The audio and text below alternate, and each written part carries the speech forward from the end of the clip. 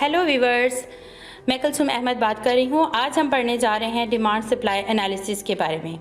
Means हम demand और supply की जो फोर्सेस हैं उसको हम किस तरह डायग्राम में पुट करेंगे और डिफरेंट इकोनॉमिक सिचुएशंस में हम उससे हमें कैसे पता चलेगा कि प्राइसेस बढ़ रही हैं या कम हो रही हैं, या क्वांटिटीज़ मार्केट में बढ़ रही हैं या कम हो रही हैं। तो ये सारा कुछ जानने के लिए देखते हैं आज का लेक्चर।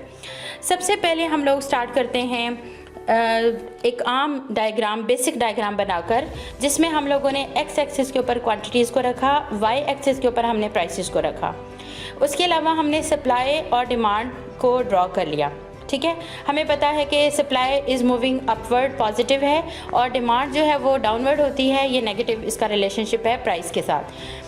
अब बेसिक डायग्राम में हमने देखा कि हमारी प्राइस क्या है और क्वांटिटी क्या है। उनको हमने नॉट यानी कि zero, P naught mean price zero और Q naught mean Q zero, हमने उनका नेम दे दिया। अब यहाँ पर क्या हो रहा है कि डी जो है वो मूव कर गया आउटवर्ड, आगे को बढ़ गया। अब ये डिमांड क्यों आगे को बढ़ा? शायद कंज्यूमर का फैशन चेंज हो गया, शायद उन लोगों का वेदर की वजह से वो किसी चीज़ को ज़्यादा बाय कर रहे हैं, या कोई भी डिफरेंट इनकम बढ़ गई, या कोई भी ऐसा त्यौहार आ गया जिसमें किसी एक चीज़ को हमें ज़्यादा से ज़्यादा ख़रीदना पड़ रहा है। कुछ भी ऐसा हो जाए जो पॉजिटिव हो तो हम क्या करेंगे, हम आगे को मूव कर जाएंगे। और इस वजह से आप देखें कि ओवरऑल मार्केट में फ़िलहाल कीमतें बढ़ जाती हैं और ओवरऑल क्वांटिटीज़ भी मार्केट में बढ़ जाती हैं। तो ये सब कुछ हो रहा है क्योंकि ज़्यादा से ज़्यादा लोग एक चीज़ को ख़रीद रहे हैं, तो वो चीज़ अभी फ़िलहाल महंगी हो जाएगी। अब दूसरी सिचुएशन है, सप्लाई बढ़ गई।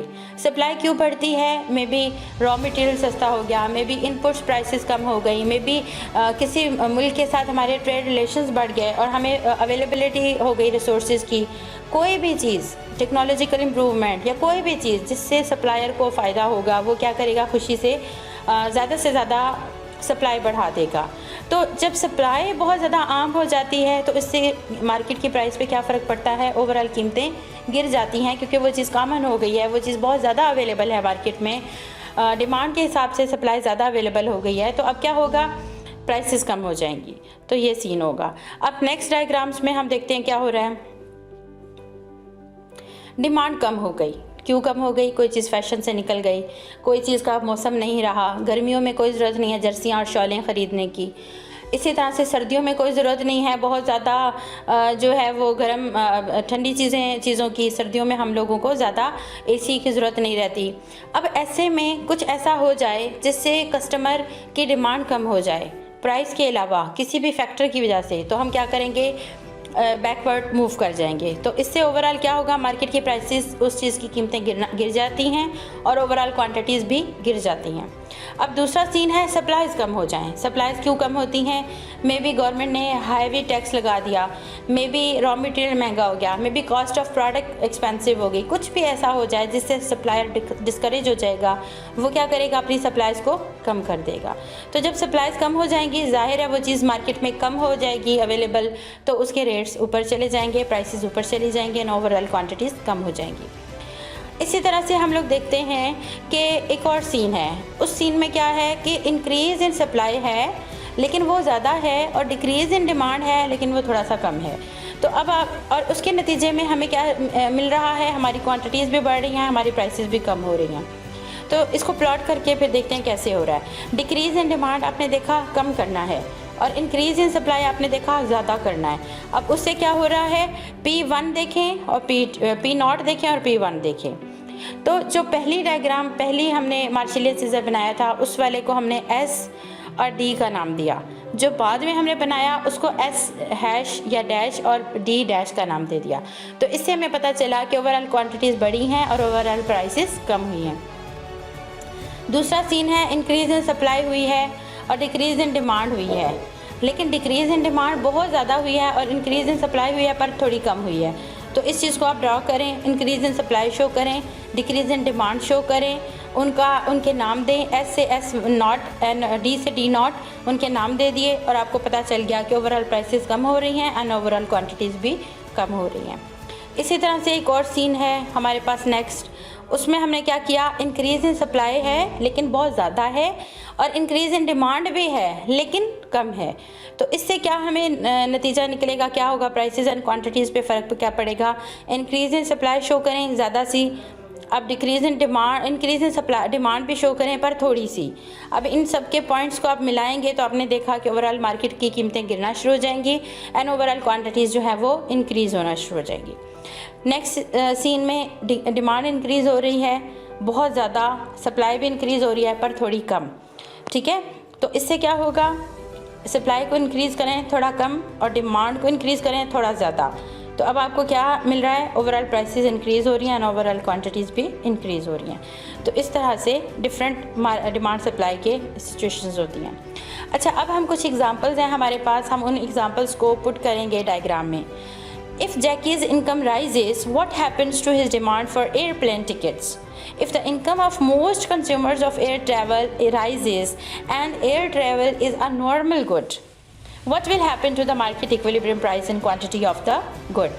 अच्छा, अब आप यहाँ पे देखें कि इनकम इंक्रीज़ हुई है, उस इनकम के इंक्रीज़ होने से क्या हो गया, जाहिर है एयर टिकट जो है वो उसके लिए नॉर्मल गुड है, तो वो क्या करेगा, ज़्यादा एयर ट्रिप्स करेगा। अब जैसे वो ज़्यादा एयर ट्रिप्स करेगा और लोग भी ज़्यादा एयर ट्रिप्स करेंगे, तो इस सीन में जो डिस्टर्बेंस है वो किस तरफ है, कंज्यूमर की तरफ है। कंज्यूमर इंक्रीज़ कर रहा है अपनी डिमांड को, लेकिन सप्लायर जो है उसमें कोई एयरलाइन न्यू नहीं आई, उसमें कोई इशू नहीं हुआ, वो वहीं पर रहेगा।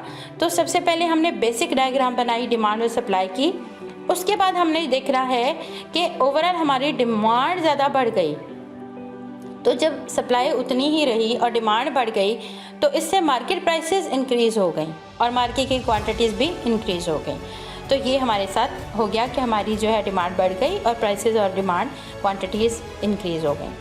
अब नेक्स्ट हम लोग, अच्छा, इस डायग्राम में हमने स्टेटमेंट में देखा, If the price of material used to make sneakers rises sharply, what happens to the price and quantity sold of sneakers?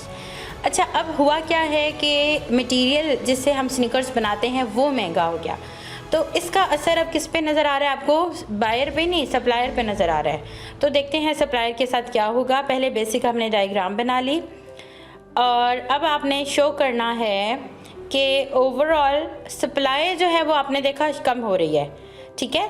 तो आपकी सप्लाई जो है वो क्यों कम हुई, क्योंकि रॉ मटेरियल महंगा हो गया। तो अब आपका ओवरऑल आप मार्केट में देखें कि प्राइसेस भी इंक्रीज़ हो जाएंगी, मीन इन्फ्लेशन हो जाएगा, वो चीज़ महंगी हो जाएगी और उसकी क्वांटिटीज़ भी मार्केट में कम हो जाएंगी। तो ये सीन हो गया यहाँ पर।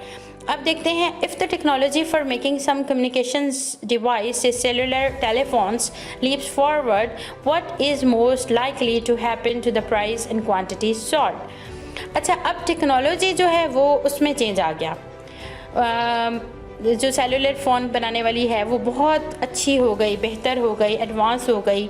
अब क्या होगा, डेफिनेटली सप्लायर पे दोबारा से फ़र्क पड़ने वाला है क्योंकि सप्लायर को ही बेनिफिट होगा। तो आप देखें कि आपकी जो सप्लाईज़ हैं वो कितनी ज़्यादा इंक्रीज़ हो गई हैं। क्यों? क्योंकि टेक्नोलॉजी इम्प्रूव हो गई और आप ज़्यादा से ज़्यादा मार्केट में लेकर आने के काबिल हो गए। तो ये सीन हो गया। अब देखते हैं, consider the supply and demand for coffee in London. Suppose the price of tea rises sharply. If coffee is a substitute good for tea, what happens to the price and quantity of coffee? तो supply and demand coffee की आपने देखनी है। Coffee का substitute good क्या है, T है, और टी महंगी हो गई। जब टी महंगी हो गई तो ज़ाहिर है लोग ज़्यादा से ज़्यादा चाहेंगे कि हम कॉफ़ी को ख़रीदें। तो कॉफ़ी का जो फ़र्क पड़ रहा है वो सप्लायर पे फ़र्क नहीं पड़ रहा, बल्कि डिमांड करने वालों पर फ़र्क पड़ रहा है। तो अब आपने बेसिक डायग्राम बनानी है। बेसिक में अब आपने शो करना है इंक्रीज़ इन डिमांड, क्योंकि ज़्यादा से ज़्यादा लोग कॉफ़ी ख़रीदना चाह रहे हैं। तो डिमांड कर्व को आप बढ़ाकर दिखाएं और आप देखें कि आपका एरो भी आगे चला गया। इट मीन्स के ओवरऑल आपकी जो वो कॉफ़ी है अब वो महंगी होना शुरू हो जाएगी, क्योंकि ज़्यादा से ज़्यादा लोग अब वो ख़रीद रहे हैं। तो इस तरह से मार्केट में फ़र्क पड़ता है, तो आपकी डिमांड मूव कर जाती है। अच्छा जी, नेक्स्ट है, a new rumour sweeps the country that eggs are great diet food and they don't even rise cholesterol levels. At the same time, advance in chicken husbandry increases the number of eggs that can be produced. What happens to the price and quantity of eggs? So hint is also given, both supply and demand are affected as you can see। जैसा कि आप देख रहे हैं कि एक rumour फैली कि भाई एग बहुत अच्छे होते हैं, आपकी सेहत के लिए बहुत अच्छे हैं, तो लोग क्या करेंगे, लोग एग ख़रीदना शुरू करेंगे, वो चाहेंगे कि हम अपनी हेल्थ को अच्छा बनाएं। दूसरी तरफ क्या हो गया, चिकन हस्बेंड्री के ज़रिए वो ज़्यादा से ज़्यादा एग की प्रोडक्शन हो रही है, सप्लायर जो है उसको भी फ़ायदा मिल गया, बायर जो है उसको भी फ़ायदा मिल गया, दोनों ने ही अपनी ज़्यादा से ज़्यादा डिमांड और सप्लाई मार्केट में लेकर आ गए। अब क्या करना है, आपने इक्वल शो चेंज करना है। S1 से S2 में जितना फ़र्क आया, D1 से D2 में भी आपने उतना ही फ़र्क शो करना है। जब फ़र्क सेम रहेगा तो प्राइस भी सेम रहेगी, उसमें कोई चेंज नहीं आएगा, क्योंकि 10 ज़्यादा लोगों ने ख़रीदना चाहा और 10 ज़्यादा लोगों ने बेचना चाहा, तो वो वहाँ के वहाँ ही रह गए।